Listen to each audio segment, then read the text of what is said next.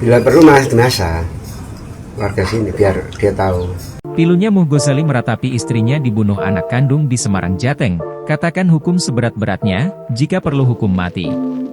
Cerita Pilu Muh Ghazali meratapi istrinya Salamah dibunuh anaknya di rumah Jalan Gunung Sari RT 010 RW 009 Kelurahan Jombang Kecamatan Candisari Semarang, Jawa Tengah, Selasa, 18 Februari 2025, malam. Muh awalnya tidak mengetahui jika anak, Imam Ghazali membunuh ibunya.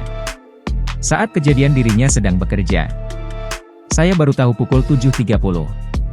Saya diberitahu teman saya datang ke tempat kerjaan.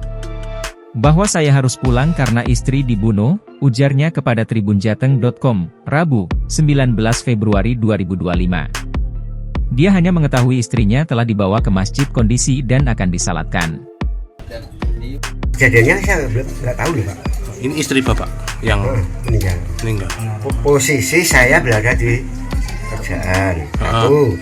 Kedua baru pagi tadi sekitar jam 7.30 dikasih kabar istrimu meninggal, harus pulang. Minta uang buat apa Pak? Minta warisan ini buat apa emang? Kurang tahu. Bahkan dia tidak tahu apa alasan anaknya membunuh ibunya. Saya tidak tahu di mana lukanya, apa penyebabnya, ujarnya. Muh menuturkan anaknya yang membunuh istrinya merupakan anak pertama dari 5 anaknya. Pelaku sebelumnya pernah meminta rumah yang ditempatinya. Adik-adiknya marah waktu itu. Kamu gimana orang tua, masih kok ngomong warisan, imbuhnya.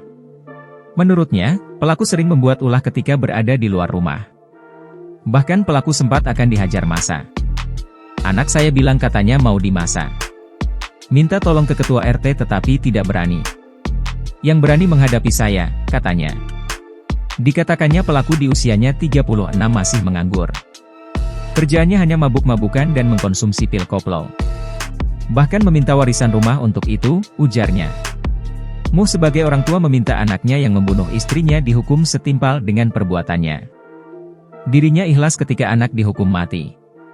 Saya tidak masalah jika dihukum seberat-beratnya. Jika perlu dihukum mati, tegasnya. Download Tribun X sekarang. Menghadirkan lokal menjadi Indonesia.